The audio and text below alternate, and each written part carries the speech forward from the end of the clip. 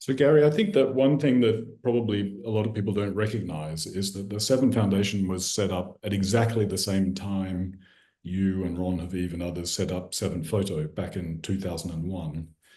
Talk a little bit about why the foundation was set up at that time and what you were hoping to achieve back in 2001. And while you do that, I'm going to bring up an historic photo of the VII photographers who were there at the beginning. Sure. I think, when we set up the agency, we knew that, the world that we've been working in was changing really rapidly. This was at the beginning of digital technology. So the first digital cameras were starting to emerge at that time. And, the whole agency world was changing. The small agencies like the one most of us were represented by, Saba, were being taken over by larger agencies, in our case, by Bill Gates, Corbis, and others by Getty. So the whole landscape was changing, and we knew that we needed to build a new structure that worked for us at that time, and we knew we needed an agency to do that, and we knew that with digital technology we were able to do that without too much expense. We didn't need filing cabinets and big spaces with lots of staff, and the foundation idea really came about from watching Gilles Perez, frankly, in Bosnia and Kosovo work with the Fondation de France and use those non-profit structures to raise money to work in ways that, he couldn't really use to work, he couldn't really use the press for, so to work on meta projects. And we thought, well, if we can establish a non-profit ourselves, at some point we will figure out how to use it to fund the kinds of ambitious projects that many of us wanted to work on, that the media that we work for simply wouldn't go for. So that was really it in the beginning, and it's evolved in ways subsequently that we couldn't have imagined at the time. Yeah. What have been the major changes in the kind of contemporary landscape of visual journalism that you've seen from setting up at the foundation in 2001 to the present? Because it was quite prescient to talk about looking for new sources of funding back in 2001. I mean, that is pre-iPhone, pre-Facebook, pre-social media, etc. But of course, that has all transformed the landscape now. But how would you sort of characterize the contemporary landscape, and what have been the major changes since the foundation was established? Well, I mean, 2 or 3 years or 4 or 5 years before VII was created, I was still shipping slide film out of the Balkans by horseback to be picked up by drivers and then put on planes and shipped to New York or Paris. So, the world then was very, very different for us. The biggest differences, I think, were that we were not involved in any business practice really, other than having a relationship with 1 or 2 significant magazines, publishers, and having a relationship with an agency who represented you to the press worldwide. So, the agencies were strictly business to business. So photographers, generally speaking, not in every case, but generally speaking, weren't brands themselves. I'm talking about photojournalists here, with the exception of a few people like James Nachtwey. But most of us, we didn't have a relationship with the public. We didn't need to have a relationship with the public. Most of our business was conducted through agencies. So that was a very significant difference. And the resources, the access to the means of production were significant. We didn't have limitless money, but we could go on assignment for long periods of time. We had the financial resources to fund, very extravagant stories, to stay in war zones, for example, for weeks and weeks on end, and to do what we needed to do. So, I think that the two biggest differences for us were that, we had the means of production, and we had, somebody basically representing us and selling our work. I think one of the biggest differences writ large from today also is that, photography, photojournalism was mainly conducted by, men and women from Europe and from the States, and a very small number of them, maybe 100, 150. And now that's obviously changed for the better. Can you see on your screen the photo of the marine photo? Yes, I can. Yeah, 2003. So you selected this when we were putting this event together, and you said to me that it was a good illustration because you were under contract at the time. So tell us a little bit about kind of the working circumstances and conditions that you had at the time when you went to Iraq. Sure. So I was really, really fortunate. I had a contract with Newsweek magazine, and the original members of VII, the seven, original founding members, I think 5 of us out of 7 had contracts either with Newsweek or with Time magazine, which gave us not only financial stability personally, of course, but it gave us the means of production. It meant that there was a steady flow of assignment work coming through that the agency could sell. And the 2 members who didn't have contracts, Alexandra and Antonine, had incredible relationships with magazines. So, they were constantly working. So, here I went on this story. I think I spent maybe a month in Kuwait or 6 weeks preparing for this war, which meant renting a car, stocking it up with everything I needed. And then when the war started, when the invasion started, I had everything I needed. I was in situ, and I knew that I could cover this war for, as long as Newsweek and I, felt that was a good thing. So, in that case, in my case, I think it was 6 weeks for the initial part of the invasion before I went home. So, and also I was just thinking about this before the call, David. My satellite phone bill on this story was, I think this was my second highest ever satellite phone bill, the highest being in Afghanistan, but this was $20-something thousand. Wow. Sat phone bill alone. And because that's what I used to transmit my work. And also I allowed the Marines to make some calls home to relationships so that I could, build a stronger relationship with them and be able to work more fluidly. And in fact, at one point we're, moving up the road in a combat situation, and the guy at the front was urging his colleagues to make sure that I was safe because I was the guy with the phone. But I had all these resources, and I knew if anything went wrong, Newsweek would get me out. So it was a pretty privileged, it was an extraordinarily privileged situation to be in. Actually, it was incredible. So the support that you got from the media was unimaginable in today's context, unless you're working for AP, Reuters, New York Times, maybe. When did you decide to transition from being a working photojournalist in the field, as it were, to running the foundation, and what was kind of the driving thought behind that? Well, you don't know this, but it was that day. Oh, really? So precisely then, actually. Wow. Yes, maybe 2 or 3 hours after that photograph was Right. is when I decided not that I didn't want to do this anymore for a variety of reasons that maybe we don't get into here, but largely because I think the work wasn't being used in the way that I wanted it to be used. And so I, sort of felt that my contract with the people I was photographing, whether they were Iraqi civilians or the US Marines, was broken to some extent.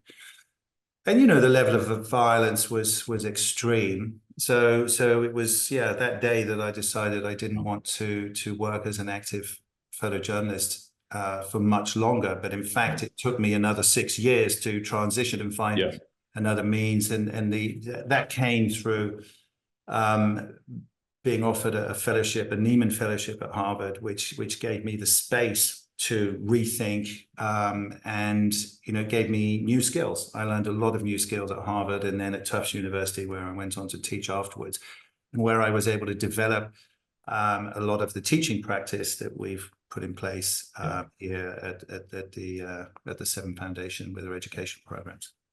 So coming out of that Nieman Fellowship, how did you think about the core mission and the purpose of the VII Foundation? What did you want to have as the defining features and characteristics of the foundation?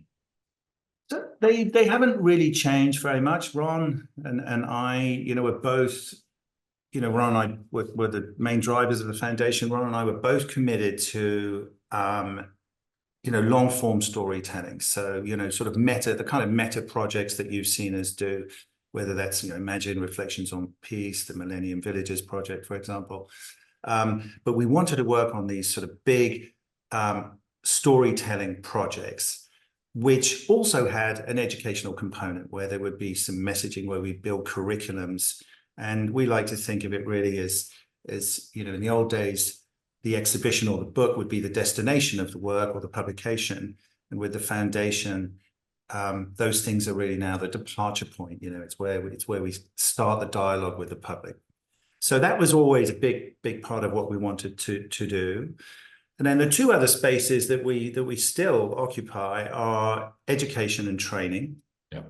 And the VII Foundation now, through its academy, has created sort of a very structured form of education. But the VII Agency was the first media organization of any kind that had a pretty formal mentoring program, which we started to early on to identify young photographers who had massive amounts of talent, but needed really the kind of mentoring that Ron and I had when we were younger photographers, from senior photographers, some polishing up, sort of learning some of the field craft, and learning really what it took to run a small business operation, honestly. Yeah. And we recognized through doing that at VII that most of the people applying and who we were taking on looked like us. They were Europeans and Americans, and we knew that we wanted to bring in new perspectives. We wanted to work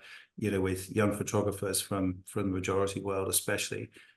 So we were able to build a program to do that through the academy.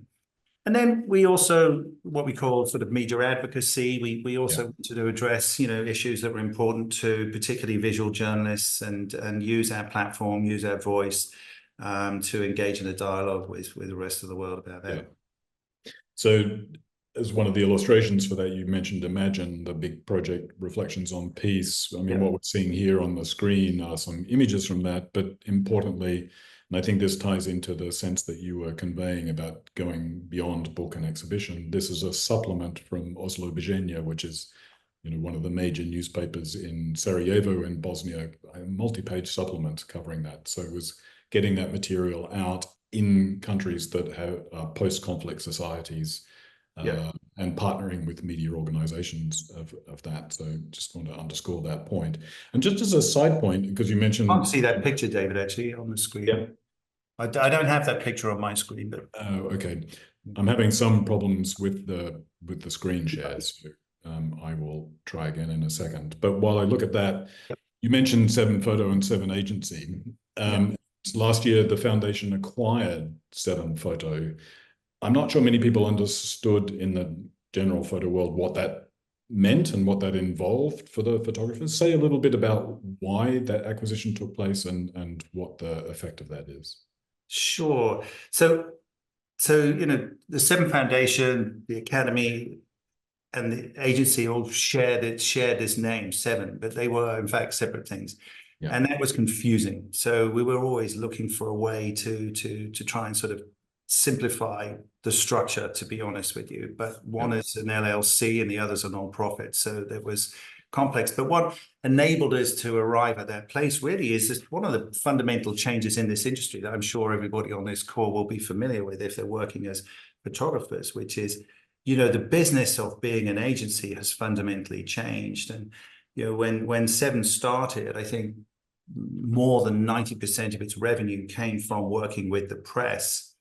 And up until sort of last year, that had changed, and about 10% of VII's revenue came from working with the press. Yeah, incredible. And a lot of the revenue, most of the revenue came from working with super governmental organizations, NGOs, etc. So the business of representation had changed, the revenue had changed. And so running an agency wasn't particularly viable, and the financial burden was on the photographers. So we changed, the way that VII worked, and now it's part of the nonprofit. It doesn't engage in any for-profit activities. It doesn't engage in a relationship with the press. The photographers all manage that, and the photographers from VII are now contributing photographers to the foundation, and they work on big projects with the Global Fund, with UNICEF, and with other nonprofit partners. Yeah. And are obviously, fundamental to a lot of the teaching that we do, and engaged in most of our projects. Can you see the Oslo, Virginia page? Yes. Now? Yeah. So we have this great relationship with the Bosnian newspaper. In Bosnia, Bosnia we have a bureau in Bosnia. It's where most of the original members of VII met in Bosnia. Many of us met in Bosnia when we were covering the wars. So we're very committed to that part of the world. And it's also a part of the world which needs a lot of attention. And we do a lot of programming there, not always journalistic programming, but a lot of cultural programming, a lot of civics programming, for example, bringing communities together, especially working with young people, sort of on areas and in spaces where they can find things that they want to collaborate on, and find common values and common cause, rather than division. So we do an awful lot of work in Sarajevo. It's a fundamental part of our DNA. That's our office there. Yeah, that's the VII Foundation in the center of Sarajevo itself. As you say, it came out from that historic coverage and recording of the war itself, and Zia, who's now the director of VII Photo, of course, works from there, does teaching, etc. The other location that we have, which is where you are now, is Arles in the south of France. Beautiful location there on the river. The red door is the VII Foundation building from there, which you can see close up there, and some of the activities inside. Explain a little bit about why Arles was selected as a location, and what you think the benefits are of that. Sure. We wanted a sort of a headquarters, a base that was pretty central geographically for us. And so Europe seemed to be a good space that would enable us to work in Africa, Middle East, and Latin America, South Asia, Southeast Asia. And indeed in parts of Europe as well, in the United States. But Arles we chose because you have, the world's largest, I think, oldest photo festival here, the Rencontre d'Arles, which is just a few weeks ahead of us. It's in the first week of July. That's a massive event. You have a huge convergence of photographers, editors, gallerists, curators, and the public coming here. You have France's National School of Photography based here, École Nationale de Photographie, and then you have two book publishers. You have Luma, I think probably the world's largest foundation with a private collection of photography, and many other foundations as well. But you have this sort of, in this small town, which is only 2.5 hours away from Paris by train, and a short flight to anywhere in Europe, you have this sort of epicenter really of photographic life in France. And France is a country where photography is and always has been highly valued. And so, we thought this would be a great place to be. It would be a great place for our students to come and to network, to, engage with photographers from all over the world. And as the emphasis here isn't strictly photojournalism, and our emphasis is, it's also a beautiful place for our young alumni and students to come and see and be exposed to a very different kind of work, very high level work. So one set of activities coming up for the foundation is around exhibitions and talks and so on at the Rencontre Festival itself, first week of July, particularly the Monumental exhibition, Yep. which showcases a story by Zia Gavic and a story by Thomas van Utrecht, Yep. which opened in Sarajevo. Tell us a little bit about that exhibition and the other activities that the foundation is running in the Rencontre Festival. Yeah, so Thomas and Zia both photographed Notre Dame. Thomas photographed the rebuilding of Notre Dame Cathedral in Paris after it burned down. And Zia was given incredibly rare access. Thomas was one of only 3 photographers, I think, who had access to Notre Dame during the rebuild. And Zia was given very rare access to Al-Aqsa Mosque in Jerusalem. So, you know, we have these sort of pretty unique sets of photography, but the show really gives us the opportunity to talk about, you know, the visual representation of these spaces, the politicization of spaces. So it's a way for us to talk about politics and culture and all kinds of other things going on in these 2 societies and society writ large, in a sort of in a perhaps less direct way than VII would normally. Yeah. So this isn't sort of vernacular journalism, but it's a touchstone, and it enables us to engage in all kinds of conversations. And you know, some of those conversations will take place during the Rencontre. I think we've got a panel that you're hosting on VII Insider. Yeah. Risk and journalism safety, which is obviously incredibly apparent now, both in Gaza, of course, and in Ukraine. We have a panel, I think, on artifice in the media, AI, and we've got Double Dummies, a partner that we work with here in Arles. We're lending them the space to have a dialogue with Palestinian photographers. And I think we've got James Natway, one of the original founding members of VII, is coming here for the first time to give a public talk. So all of that will take place inside the Monumental exhibition. Yeah. And those 3 panels on AI, journalism, risk and safety, and then the one doing a critical analysis of Monumental on politics and so on, they will all be live streamed on VII Insider. People can go to the events page, register to participate online, so people will see them in person and online. And Monumental opened in Sarajevo in April. So these are some photos actually from the opening in the National Museum of Bosnia and Herzegovina. Say a little bit about the relationship with the National Museum, because, you know, we had the extract from Oslo Virginia. It seems like there are a lot of connections with major institutions in Bosnia.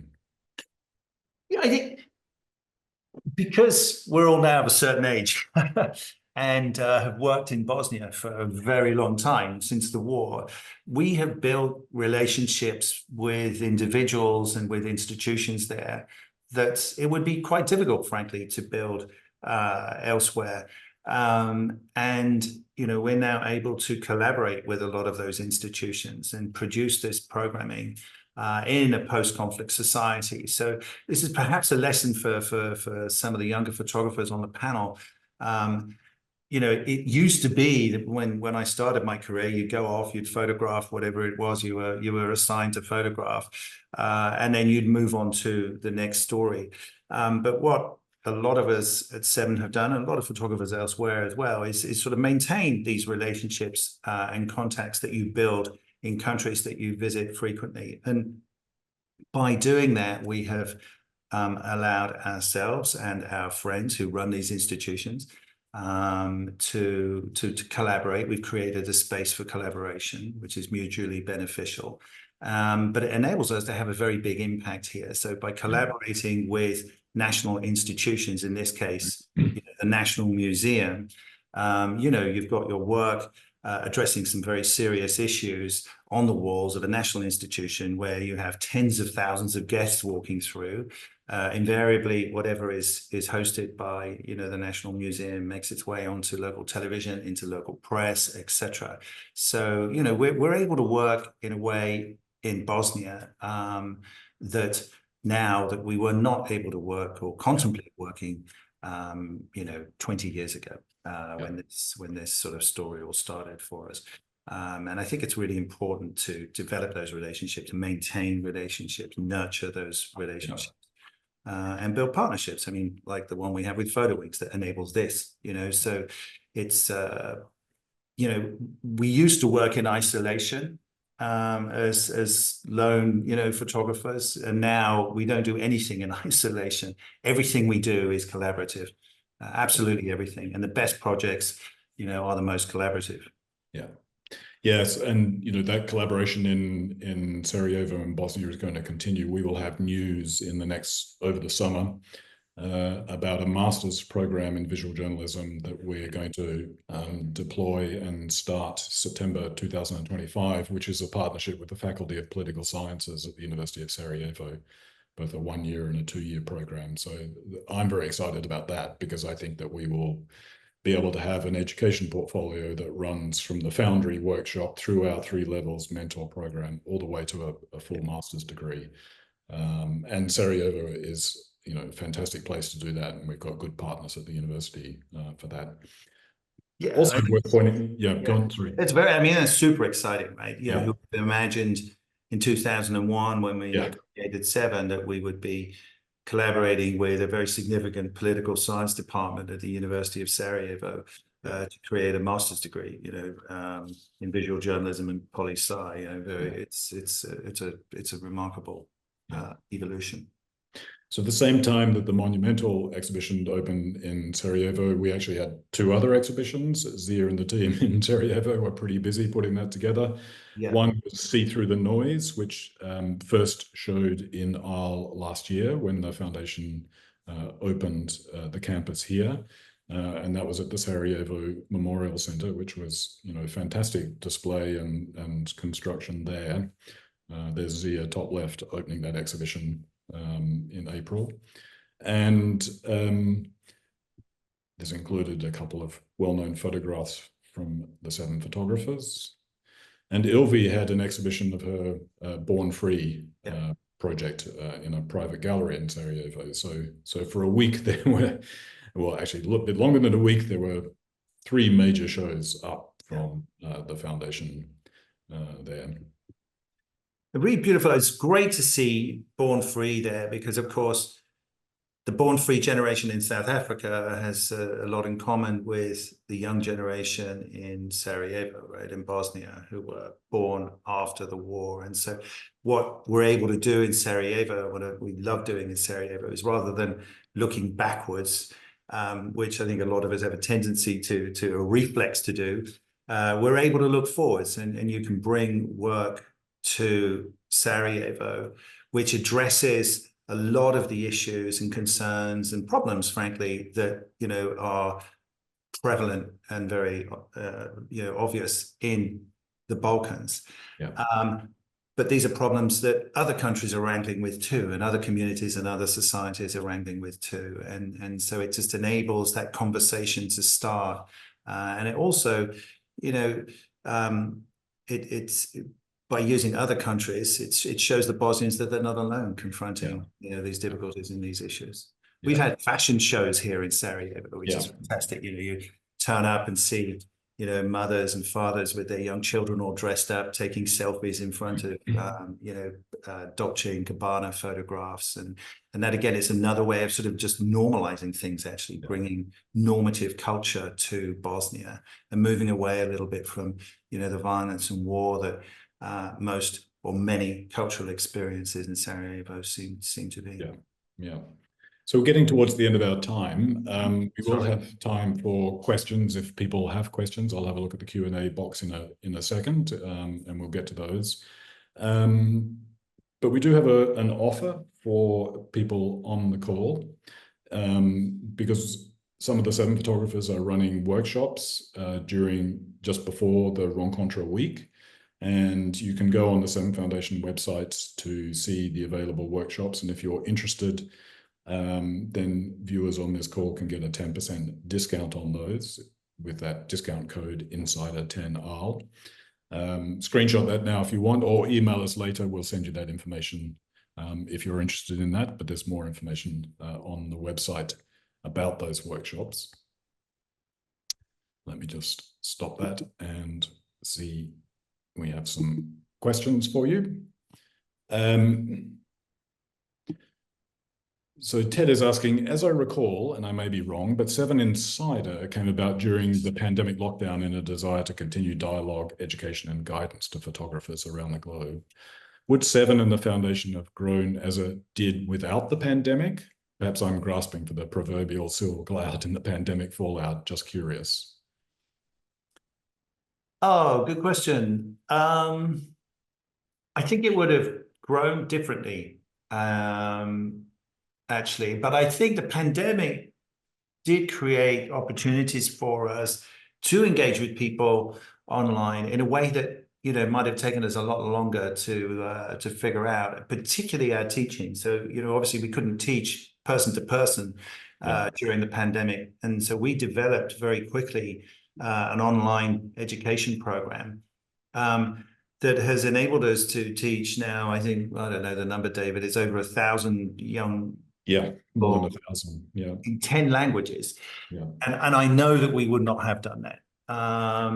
And they come from over 100 countries. So I'm pretty certain that we would not have been able to achieve that. So yes, I think that the pandemic really, it made us, think that necessity is the mother of invention, right? So that really forced us to look at what we were doing and figure out how to do it under those circumstances. Yeah.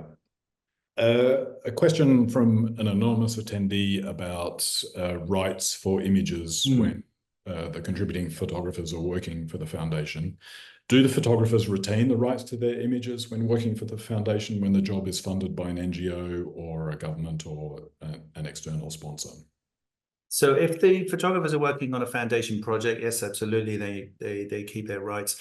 If they're working with for an NGO or a sponsor or a government, that can depend on the nature of the contract. But generally, yes, they do. But they usually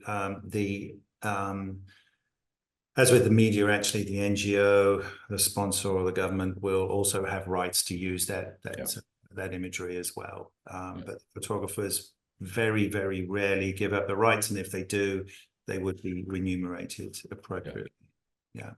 Another question from another anonymous attendee, maybe the same person.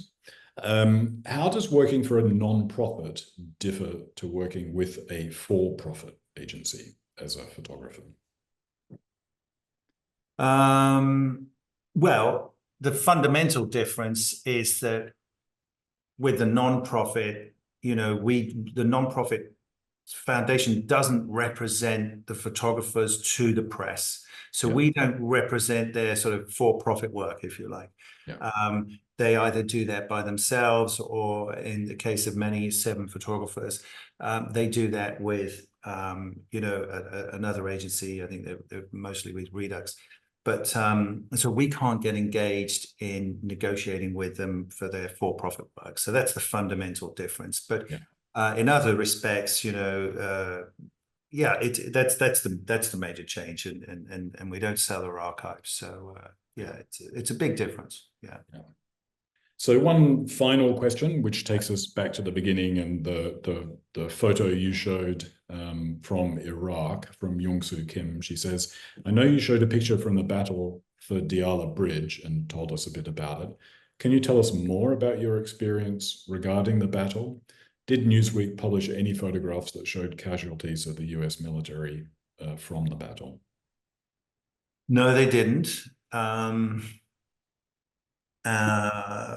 the reason they gave at the time was that those photographs, if I'm not mistaken, were taken on a Friday, Saturday, so the end of the week, end of deadline time for Newsweek. And they said that the following week the story had moved on. At this point, at that point, the Marines had moved into Baghdad and had taken Baghdad. But one of my frustrations was that I felt that Newsweek did not want to show the American public the price that the Iraqis and their own soldiers and Marines were paying for that war. And they weren't alone in that. But I think that until Seymour Hersh really published his work from Abu Ghraib, I think that the US media did not distinguish itself in its coverage of Iraq. Yeah.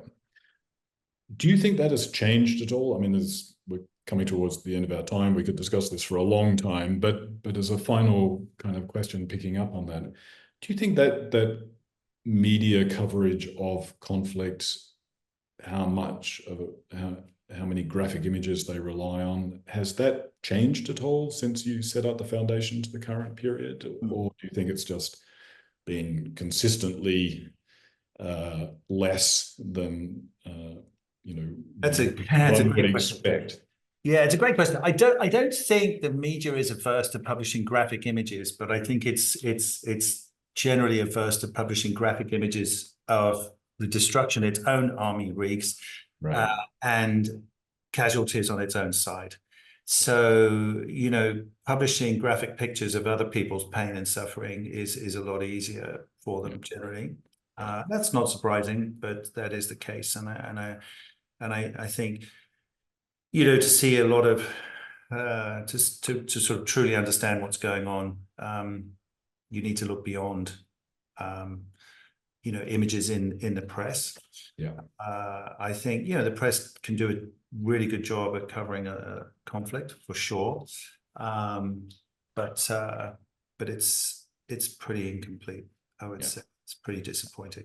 And also, to be fair, if you look at Ukraine now as a perfect example, the Russian government have completely blocked any coverage of that side, and the Ukrainians control to an incredible degree what any journalist can cover from their side. So you're getting a very sort of controlled, structured view of the world, where of that conflict. It's very, very, very well managed. Yeah, indeed. Well, that does bring us to the end of our time. Gary, thanks so much. I think, we don't, as I said at the beginning, we don't talk about ourselves a lot, but I think it's good occasionally to give people an overview, particularly of the changes that have taken place and the activity that's coming for the foundation. And so we really appreciate your time doing that, and just thank everyone who came, who was in the audience. We appreciate your time as well. And if you're interested in the discount code, email us. We will send that to you so that you can get a discount for the workshops during the first weekend of the Ron Contra Festival. And Gary, thank you very much. Thank you, David. I mean, it's great to be here. Actually, I enjoy the dialogue, and I would encourage anyone, if you're in the vicinity, if you can make it down to Arles in a few weeks. Our partners, Photo Wings, will be here. I hope they don't mind me saying that, so you can connect with them. And a number of VII photographers will be here, and a lot of other people besides from the photographic community. So it'll be a pretty incredible week. So if you can come down, we'd love to see you. The door's open. Thanks very much. We will see everyone next time. Thank you.